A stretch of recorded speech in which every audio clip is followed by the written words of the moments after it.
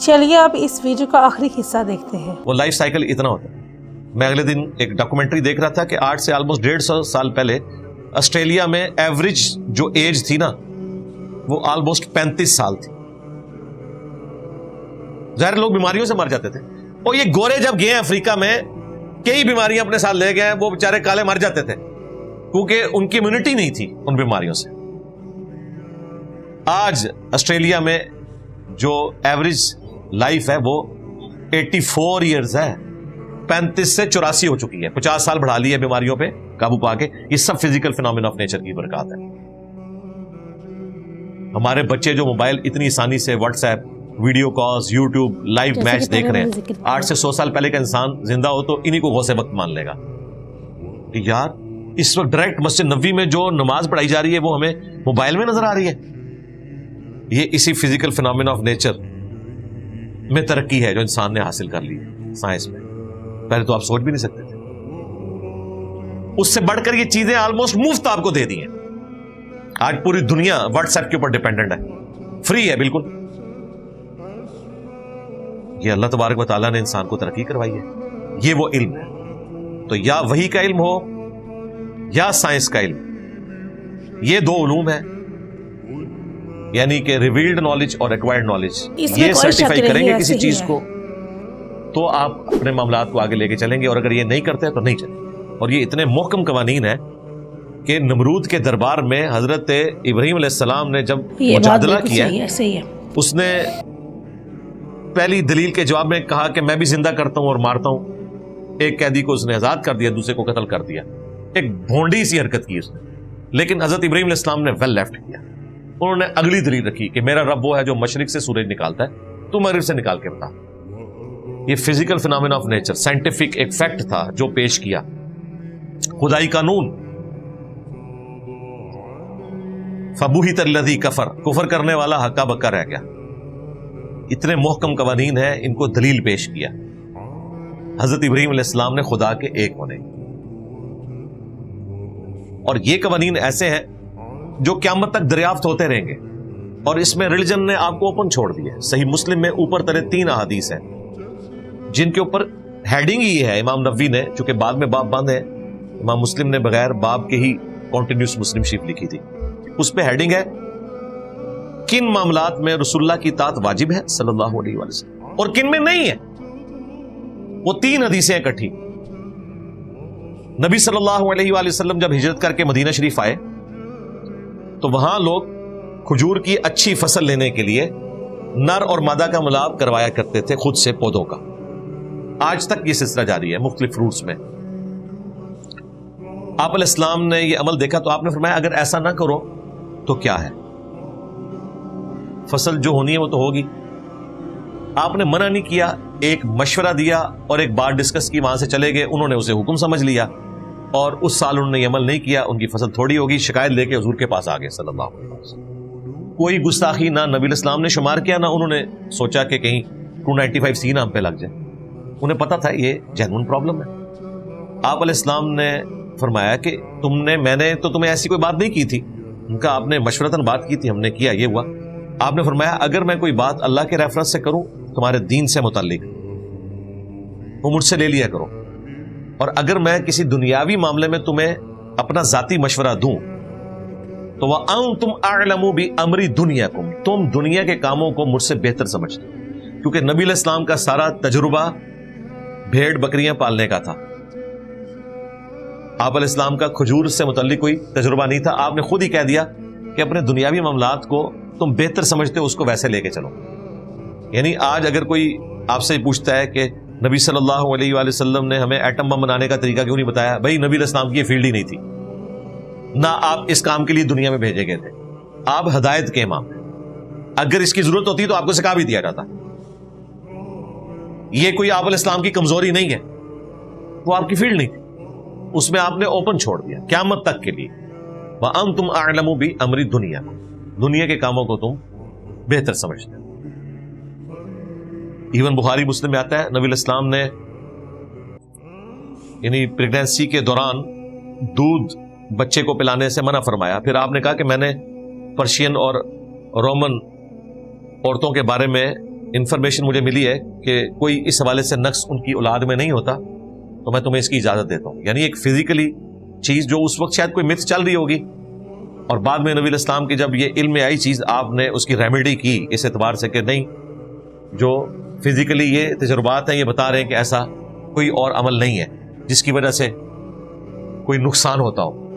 تو اس طرح آپ علیہ السلام کو اگر کوئی خبر ملتی تھی اور ڈیفینیٹ ہوتی تھی تو آپ اس اعتبار سے مشورہ دے دیتے تھے. باقی یہ جو طب نبوی کے نام کے اوپر ڈرامہ بازی شروع کی بھی ہے حکیموں نے, چند ایک باتیں ہیں, باقی ساری انہوں نے خود بنائی ہوئی ہیں. مثلا بخاری مسلم میں حدیث ہے کہ شفا 3 چیزوں میں ہے, شہد میں ہے, کپنگ کروانے میں, پچھنے لگوانے میں, کپنگ جو خون نکالا جاتا ہے, اور تیسرا داغ میں, اگر خون نہ رک رہا ہو تو داغ دینا, گرم کر کے لوہے کی سلاخ پھیرنا. لیکن میں اپنی امت کو داغ دینے سے منع کرتا ہوں, لیکن یہ منع کرنا حرام کے درجے میں نہیں ہے, پریفریبل ہے. کیونکہ مسلم شریف میں یہ ہے ایک صحابی کو خندق کے موقع پر جب تیر لگا ان کا خون نہیں رکتا تھا تو آپ نے اپنے مبارک ہاتھوں سے داغ لگایا, اور یہ داغ لگانے والا معاملہ آج تک ویلڈ ہے. ابھی بھی اتنے بڑے بڑے آپریشن میں الیکٹرک داغ لگانے والے انسٹرومنٹس ہوتے ہیں, اور وہ جب سمجھ لیں ایک ویلڈنگ ہے نسوں کی. منع اس لیے کیا تھا کہ اس زمانے میں نا خام خواہ بھی داغ لگائے جاتے تھے, جانوروں کو بتوں کے نام پہ چھوڑے جاتے تھے. آج کل بھی آپ نے دیکھا یہ اونٹوں کے اوپر نشان لگائے جاتے ہیں.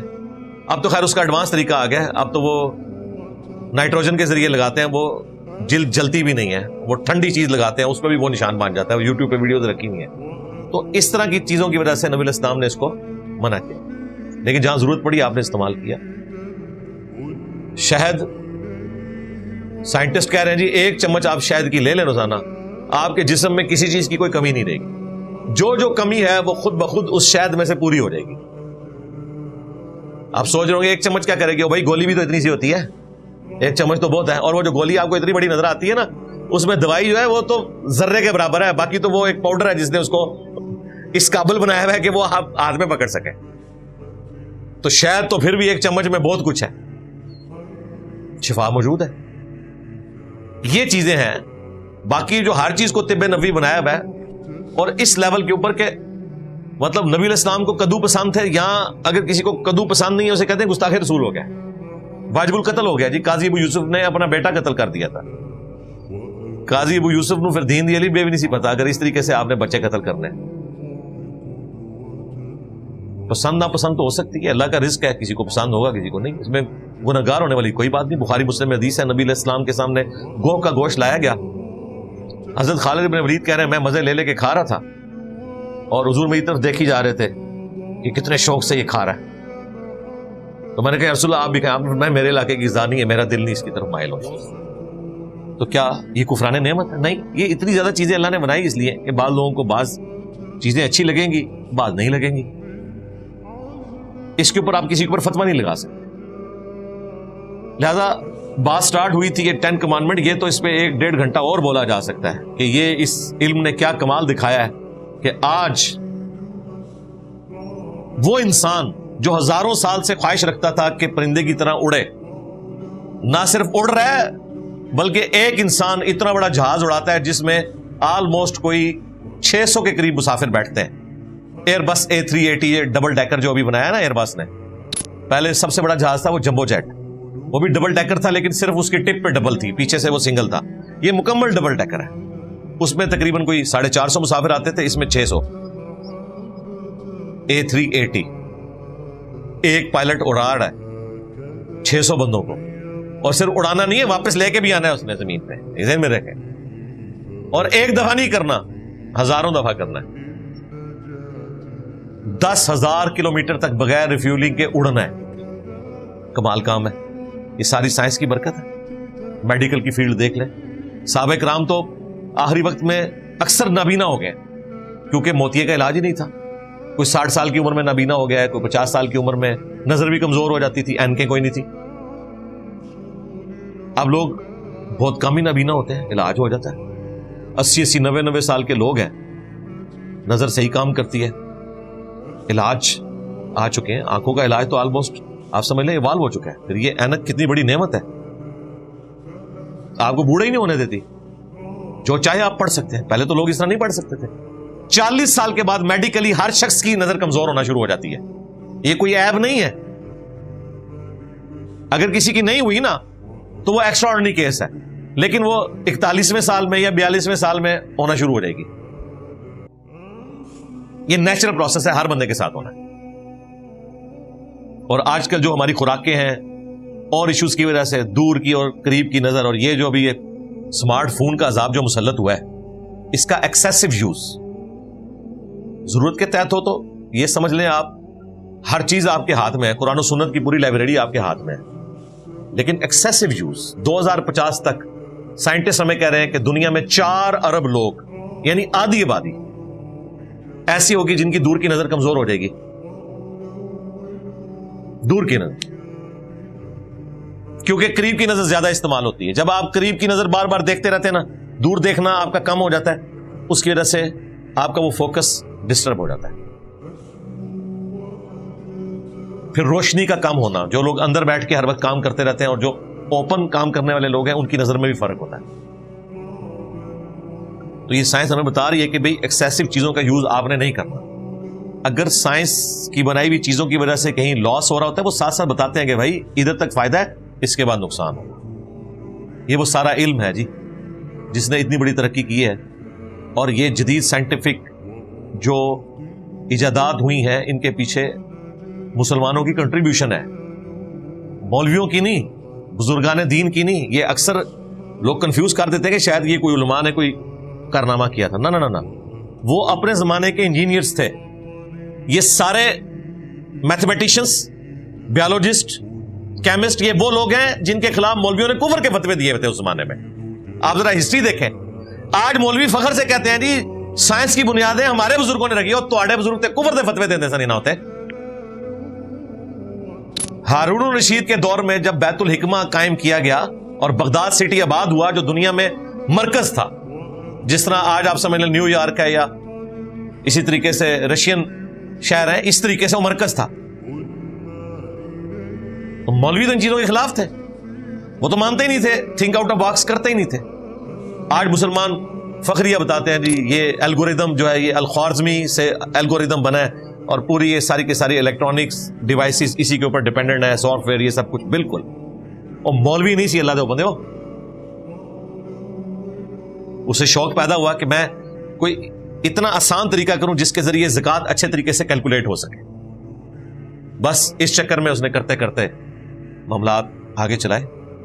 آپ کے تو بزرگوں کا ابھی تک یہ حال ہے کہ یہ جو شیخ احمد سرندی جسے یہ مجدد الفسانی کہتے ہیں, بلکہ اس نے خود اپنے آپ کو مجدد ڈکلیئر کیا, اس نے اپنے مکتوبات میں لکھا ہے کہ اس سے کیا حاصل ہوتا ہے کہ تو کون کے تینوں اینگل جمع کریں تو ہمیشہ 180 جواب آتا ہے. آپ کو پتا ہے نا ٹرائنگل جیسی مرضی شکل کی ہو اس کے تینوں زاویے جمع کریں ہمیشہ 180 آتا ہے. تو یہ باقاعدہ اس نے لکھا ہے, کہتا ہے اس میں سے کیا نکلتا ہے. اب اسے کیا بتایا جائے اس میں سے کیا نکلتا ہے. اس میں سے یہ نکلتا ہے کہ تم لوگ ذلیل و خوار ہو کے مکے اور مدینے حج عمرے کے لیے جاتے تھے, اور اب یہ نکلا ہے کہ 4 گھنٹے میں لوگ جدہ پہنچ جاتے ہیں ہوائی جہاز میں اڑ کے. تو کون سے تو کوئی چیز آزاد نہیں ہے, سارے اینگلز کی گیم ہے. یہ پروں کی جو ایروفائل سٹرکچر ہے یہ ساری کی ساری یہی ہے. اسی لیے انہوں نے ترقی تو نہیں کرنی تھی نا, انہوں نے فتوے دیے اس وقت, اور باقاعدہ ان سائنٹسٹ کو بعد میں جیلوں میں ڈلوایا گیا اور پتہ نہیں کیا کچھ ہوا. پھر کوئی کسر رہ گئی تھی تو امام غزالی نے پھر ماشاءاللہ جو کچھ کیا اپنی کتابوں میں, انہوں نے کہا یہ تو کفر کی طرف لے جانے والا علم ہے. جو اس کی وہ غلط چیزیں تھی تو وہ تو اپنی جگہ.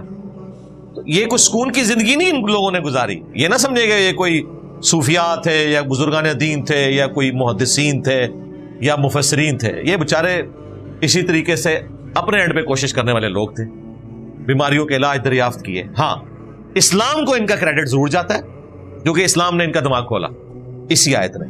کسی چیز کی پیروی اس وقت تک مت کرنا, وَلَا تَقْفُ مَا لَيْسَ لَكَ بِهِ عِلْمٌ إِنَّ السَّمْعَ وَالْبَصَرَ وَالْفُؤَادَ كُلُّ أُولَٰئِكَ كَانَ عَنْهُ مَسْئُولًا. اسی چیز کو آگے اسی آیت پہ ڈاکٹر اقبال نے جو reconstruction of religious thoughts in Islam جو خطبات ہیں ان کے 6, اس میں انہوں نے یہی بات کی ہے کہ inner core of present western civilization is Quranic.